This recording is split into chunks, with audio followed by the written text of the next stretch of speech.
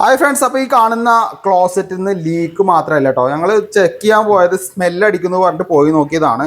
അപ്പോൾ ഇവിടെ കാരണം എന്താ വെച്ച് കഴിഞ്ഞാലേ, ഈ ബാത്റൂമിൻ്റെ ഉള്ളിൽ എന്താ വെച്ച് കഴിഞ്ഞാൽ ഞങ്ങൾ ഇവിടുത്തെ പുറത്തെ പ്ലംബിങ് കഴിഞ്ഞപ്പോഴാണ് ഈ സ്മെല്ല് കൂടി വന്നത്. കാരണം ടോയ്ലറ്റിൻ്റെ പൈപ്പൊക്കെ ക്ലിയർ ചെയ്തപ്പോൾ സെപ്റ്റി ടാങ്കിൽ നിന്ന് നല്ല രീതിയിൽ സ്മെല്ല് വന്നു.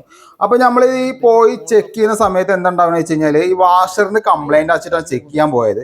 നോക്കുമ്പോൾ വാഷറിൻ്റെ പ്രശ്നമില്ല. ഇവിടെ കറക്റ്റ് 9 സെൻറ്റിയാണ് ക്ലോസറ്റിലേക്ക് വാഷറിലേക്ക് വേണ്ടതെങ്കിൽ ഇവിടെ കൊടുത്തിരിക്കുന്നത് ആകെ 6 സെൻറ്റിയാണ്. അപ്പോൾ എത്ര 2 സെൻറ്റിൻ്റെ അടുത്ത് വ്യത്യാസം വന്നു.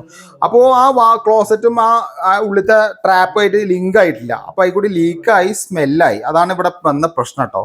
അപ്പോൾ നമ്മൾ ചെയ്യുന്ന ചെറിയൊരു മിസ്റ്റേക്ക് കൊണ്ട് ആ വീട്ടുകാർ അല്ലെങ്കിൽ ആ കസ്റ്റമറാണ് ഏറ്റവും കൂടുതൽ ബുദ്ധിമുട്ട് വരിക. മസ്റ്റായിട്ട് നിങ്ങൾ ഈ കാര്യങ്ങളൊക്കെ ശ്രദ്ധിക്കുക. പിന്നെ ഈ ബാത്റൂം എപ്പോഴും ഹൈജീനിക് ആയിട്ട് കൊണ്ടുപോകുന്നതാണ്. ചില കസ്റ്റമറൊക്കെ നല്ല ഹൈജീനിക്കായി കൊണ്ടുപോകും. ഈ വീടൊക്കെ പറഞ്ഞാൽ ബാത്റൂമൊക്കെ പറഞ്ഞാൽ ഹൈജീനിക്കായി കൊണ്ടുപോകുന്നവരാണ്. അപ്പോൾ അവരെ പ്രായമുള്ള ആൾക്കാരുണ്ടാവും, കുട്ടികളുണ്ടാവും. ഈ കാരണം കൊണ്ട് അവർക്കൊരു അസുഖം വരും. കാരണം ഇതൊക്കെ ബാക്ടീരിയ, അങ്ങനെ പല അസുഖങ്ങളും വരുന്നതാണ്. ഡയറക്റ്റ് സെപ്റ്റി ടാങ്കിൻ്റെ ഉള്ളിൽ നിന്നാണ് ഈ പൈപ്പുകളൊക്കെ വരുന്നത്.